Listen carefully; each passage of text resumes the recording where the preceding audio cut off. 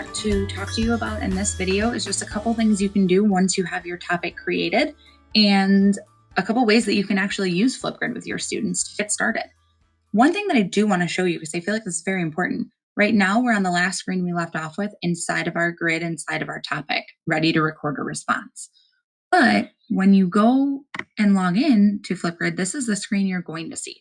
So you're going to see all your grids down here. It's really simple. All you have to do is click on the grid that you want, and it takes you back to this grid. You have all your topics if you have multiple topics.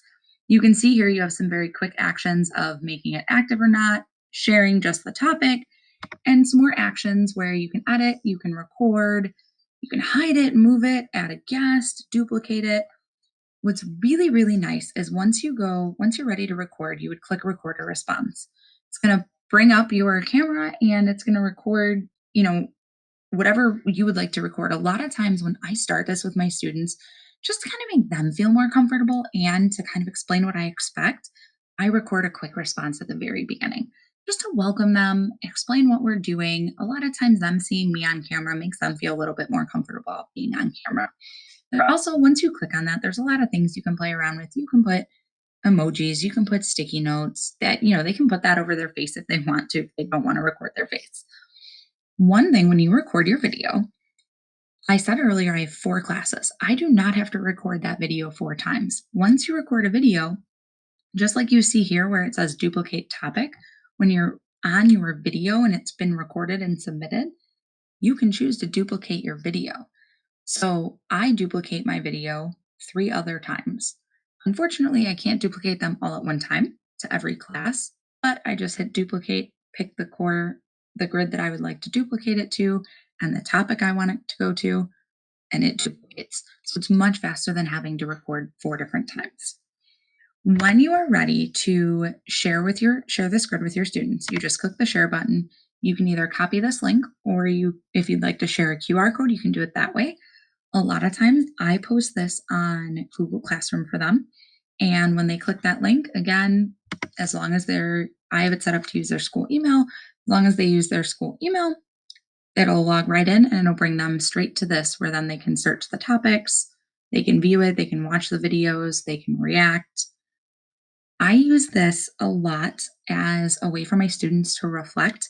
So at the end of maybe a chapter, the end of a unit, maybe in the middle of a unit, you want them to reflect. I've used it to connect my students to other students within the school. So we've given 2 different classes the same code and kind of let them connect back and forth.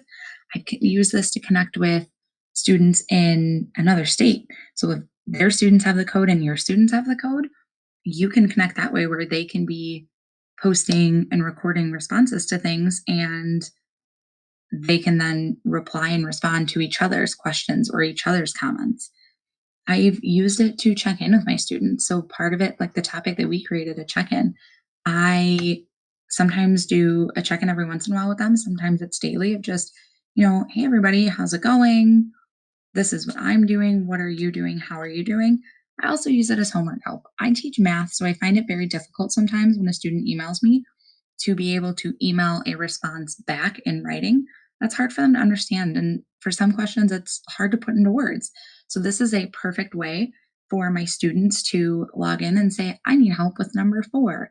And I'm able to look at number 4 and I'm able to actually give them a verbal response and explain, how to do the problem and why we do it that way, why a formula is the way it is.